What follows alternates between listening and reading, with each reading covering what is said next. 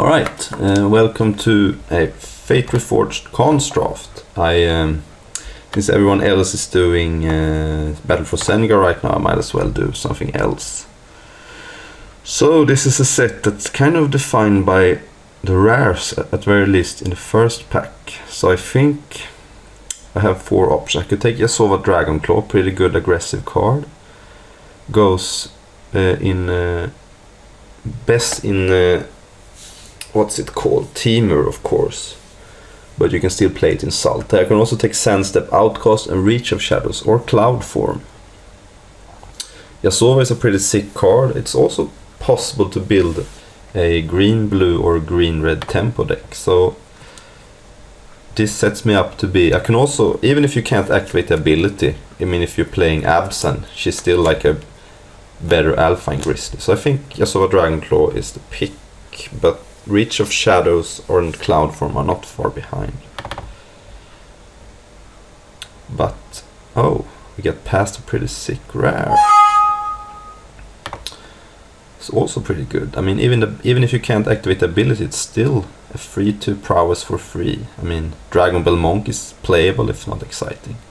This pack is also kind of bad, so I'm gonna take the rare, and this works pretty good in Teamer because you can pay the double red. So we're looking at a pretty aggressive Teamer deck. Actually, an interesting thing is that Hero's Blade is a card I normally don't like, but I now have 2 legends. So maybe if Hero's Blade wheels, I could actually pick it up, because it's gonna be very good if I can put it on one of my legends for free. Lotus Path Yin is also good, but I think it's gonna be worse than this guy. So now I'm a little bit sad, since we have 2 pretty sick Delve cards in Gurmag Angler and Muck Draggers. We could take Rugged Highlands, because I am looking to beat Teamer. There's also Anok Guide, which is fine, but not exciting. It's pretty good if you're playing Absence, since you can use the +1/+1 counter to good effect with the lords you have. So, I mean, I could take one of the black cards. The problem is that I could then not activate this ability, so this guy gets worse. This guy still works, but Sultai is really not that aggressive, so I think my first 2 picks lose a little bit of value if I go Sultai, so I'm gonna take the land. And now we have some good cards. We have Sultai Emissary, which is good, but not as good in this format as in Dragons, because you have no exploit. So I'm gonna take Jeskai Sage.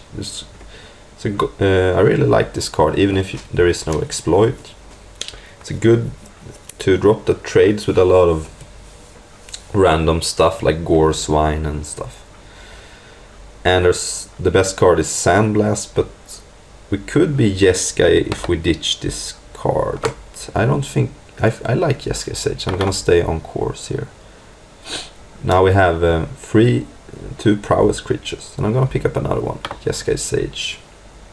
Temporal Trespass is not playable in Limited in my mind. It just is too expensive, and taking extra turns is good if you can play them for 4 or 5 mana, but if you have to do so much work, and sometimes Time Walks doesn't do anything. So now I have 3 prowess creatures, so I can pick up some sweet non-creature spells. Okay, I think this Ethereal Ambush works pretty good with what I have. I have blue-green cards looking to be Teamer, and it does trigger 3 of my creatures right now. It also works reasonably well with these legends, because it gives me a higher chance of flipping them up, and flipping up a Yasova pre-combat and stealing something is good. Also puts 2 creatures on the board. The best card in the pack is Noxious Dragon. I don't like Whisper of the Wilds that much. I just think that a 0/2 is so bad. You can only use it to produce mana, and I much rather have something that just affects the board. Alright, I could take another Ethereal Ambush. I could take Mind Scour Dragon, which is pretty weak. It's just a 4/4 fly for 6, because the ability doesn't come up that often. Could take Frontier Mastodon to go with my Yasova. It's interesting. Formless Nurturing I think is weaker than Ethereal Ambush. I'd rather have 2 2/2s for 5, then a 3/3 for 4.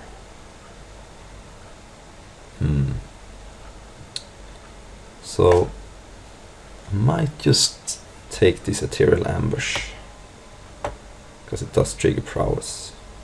I've seen some Dismal Backwaters go by. They don't really do very much for me. Could take Hungering Yeti. It is on color. Its abilities work in Teamer. It's a 4/4 flash a lot of the time. And I mean, yeah, I mean, if red's gonna be my minor color, I don't want to play Smoldering Fleet, so gonna take Hungering Yeti. We'll see. And I think Cunning Strike is fine with all these prowess creatures. It's a decent enough card. Actually, I might want collateral damage when I have 2 Jeskai Sage, though. That might be better. My curve is getting kind of high. I'm gonna take collateral damage. I think it's good with my Jeskai Sages, and I also have Ethereal Ambushes to maybe sacrifice something bad. And they are 5 drops, so I want to lower my curve a little bit. Yeah, Heroes Blade. I think I'm gonna take it. It's not great, but I have 2 legends, and kind of it does trigger prowess, and you can put it on a Jeskai Sage if the game stalls out. So I like Heroes Blade here. Destructor Dragon is also fine. Guess I could take this. I mean, this guy helps cost Heroes Blade, but yeah, this is a fine sideboard card actually. I do have 2 Ethereal Ambush to fill up my graveyard, and this card works pretty well with Treasure Cruise, a card which I'm hoping to pick up in the next 2 packs. Take Shifting Loyalties, maybe. Want to steal some sick legend. Ambush Cortic has some synergy with Ethereal Ambush. You can manifest a sick non-creature spell and then return it. So, and the other cards are bad, so maybe. And Defiant Ogre. I'm almost never hate drafting in the first pack. I want someone to go into black for the Alicia's Vanguard. It's not even that good of a card. It's fine. It's a warrior too. So we're base blue-green right now, but I don't know how much red we're gonna play. Okay, so here's the Treasure Cruise I was talking about. I don't think Treasure Cruise is gonna wheel, so I could take. I think I'm gonna take the fetch land because, sorry, didn't see it first. If you want to go infinite on Magic Online, I think you have to take the 8 ticket card. It basically pays for almost the entire draft. So even if I go 0-2 now, I can just take my Bloodstained Mire and go home. Bloodstained Mire doesn't fix our mana, but we might play it just to fill up our graveyard for a delve spell like Treasure Cruise. So if the fetch land wasn't here, I would have a pretty tough pick between Aerialist, Treasure Cruise and Woolly Loxodon.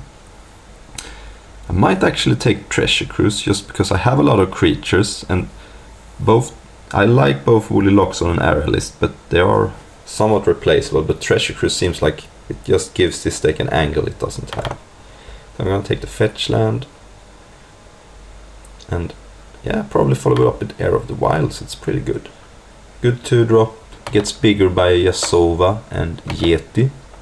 And I could, if I have Air of the Wilds and Shuyun in play, I could play a spell that triggers it, and then Air of the Wilds gets bigger. It's also good on its own, and it's a green card, so it's in my base color. So gonna take Air of the Wilds and be happy about it. Could use some more mana fixing. This doesn't really fix my mana that well. Yeah, Sandstep Citadel doesn't work. It could work if I was gonna splash black. That would give me 2 sources for Bloodstained and the Citadel. But I'm gonna take Yearing Instigator. It's a pretty sick card. I mean, the fact that it's an Act of Treason is a very situational card. It can be randomly very good, but you can just play this as a Goblin Piker or a Morph. And while you can't blow them out, it doesn't work. It only works on your own turn. The fact that you get to play an Act of Treason for free it's pretty insane, because there are a lot of games where you don't want active trees, and then this guy is a 2/2 for free. So I really like it. And Glacial Stalker is also fine. Alright, Hordling Outburst versus Jeskai Wind Scout. So I think Wind Scout and Outburst are pretty close in power level, and since I don't know how much red I'm gonna play, I'm gonna take Wind Scout. It's another prowess creature, so it goes very well with these non-creature spells. And Hordling Outburst is good with collateral damage. And it also triggers prowess, but I think I want another creature that triggers from prowess. Good with Hero's Blade 2, because you can equip a flyer with it. Okay, still haven't seen that much mana fixing. It's a little unfortunate. I think I'm gonna take Awaken the Bear. Works pretty good with Jeskai Sage, turns it into a 5/5 trample. Also, it's pretty good with this card. You can give it double strike and trample. You can just finish the game. I mean, I'm not happy about Awaken the Bear, but it's gonna be better than Cancel. So it's a fine card. Ooh, Become Immense. It's a good, but Savage Punch is just better. Force Away is also good. Some good cards that's been kind of weak so far, but I really like Savage Punch. It's not as good as Epic Confrontation, but gonna have it. Works with Shuyun because it becomes a 4-power creature before Savage Punch resolves. It's also good with Yasova and Hungering Yeti. And if you want to kill something very big, you could use it with Air of the Wilds if you really have to. So I'm gonna take it. Yeah, now I have some options. Bring Low is a fine removal spell. I do have a problem, but I don't gonna play that much red mana. So the Horde Ambusher is also an option, because it's going to be... I'm gonna be able to play Horde Ambusher if I don't have red mana. I'm not gonna be able to trigger it too much. Really could use some more mana fix. I'm just gonna take Bring Low. It is a better card. Pretty solid. Very good against Absent. They end up with creatures with counters on them. Could take another Bring Low, or I could take Disdainful Stroke. I don't like Disdainful Stroke that much in this format. There's so many morphs. Maybe I just take another Bring Low, and that will be that for my removal spells. I don't have to worry that much about getting removal spells. Ooh. I think Barrage of Boulders is underrated, but Riverwild Aerialist is a fine finisher. Someone took Woolly Loxodon over to it. It's not unreasonable. Woolly Loxodon is great. I don't have enough morphs for Secret Plans. I only have one natural morph, and these are pretty unreliable, so I don't want Secret Plans. I could have 3 Bring Lows. Yeah, I'm only gonna play 2 for now, but yeah, Seek the Horizon is mana fixing, but it's a bad mana fixing. Maybe I have to play Seek the Horizon. It does trigger all my... I don't like Bloodfire Expert very much, but yeah, I'm gonna take Seek the Horizon. Though maybe Scout the Borders is better. We'll see. We will have some playables. That's for sure. So, looking for mana fixing in the last pack. Also looking for Treasure Cruise, which did get picked pack 1. Not surprising. So now we do have Timur Charm, and not much competition. If there was some mana fixing in this pack, I would just take it. Hooting Mandris is also looking pretty good in this deck. We do have a lot of spells that triggers Delve. I just think that I'm gonna be able to pick up a Hooting Mandrills if I want to. Or I can play Treasure Cruise instead. And that puts some pressure on my Delve. I really want to play a Delve spell in this deck, but Temur Charm is good. All the modes are good. You can fight, which is not bad. You can counter spell, or you can just use the last ability can situationally like a Magmatic Chasm. And it does affect every creature, even with flying, it doesn't affect big creatures. So has 3 really sweet abilities. Hard to go wrong with that card. Oh, we have mana fixing. That is very good. Oof, I'm happy. I mean, Arrow Storm is good, but I really need mana fixing here. So, yeah. Windstorm is going to be good against us. We might have to keep Windstorm in mind.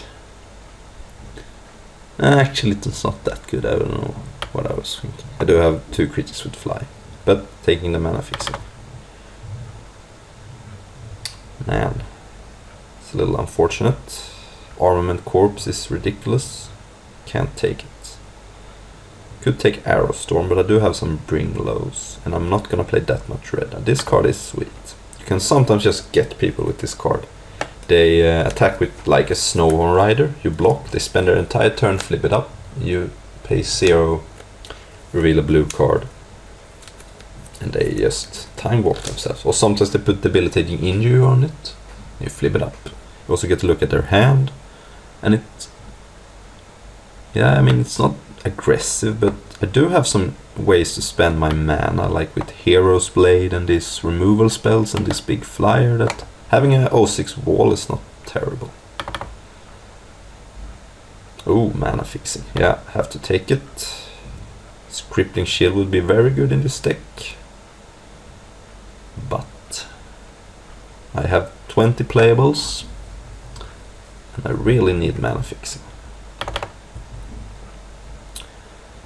Now this is a little bit unfortunate. Warden of the Eye is very good, but I can't play it. So the only card I can play is Arrow Storm, and I'm not sure I'm gonna have enough red mana for that. But what else am I gonna take? It's also the best card in the pack, so taking Arrow Storm, maybe playing it. Ooh, Jeskai Wind Scout. Great, great, great. I mean, these cards are fine, but Canyon Lurkers is good if you want to enable Ferocious, but Jeskai Wind Scout is just great. Ooh, Bear's Companion.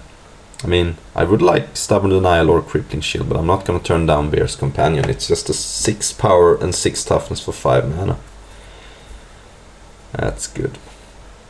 Not very good to manifest though. So now I have enough playables. That's good. Seen a million Dismal Backborders. Don't want to play Tusk Colossal. I might play Canyon Lurkers. I'm gonna probably take out this Seek the Horizon now, because I did pick up a lot of mana fixing. And okay, so the Hooting Mandrills didn't wheel. I can take out this Bloodstained Mire now. I'm not gonna play a fetch land just to fin my deck. That's ridiculous. You pay 1 life to fin your deck, and it might not even be good for you. Take Disdainful. And I guess I can take 6/5. It's not very good in a format with a lot of morphs. You want your... I mean, Woolly Loxodon is so much better than this in this format. So I like my deck. It has a game plan of playing a lot of prowess creatures. And it can randomly attack. I would have liked to get a little bit more mana fixing, but what are you gonna do? I think I took mana fixing at almost every point I could. Okay, I could take Feed the Clan against a super aggressive deck. I do have some 4 power creatures. It works with Shuyun too. But that's a sideboard card, and it's not a very good sideboard card either.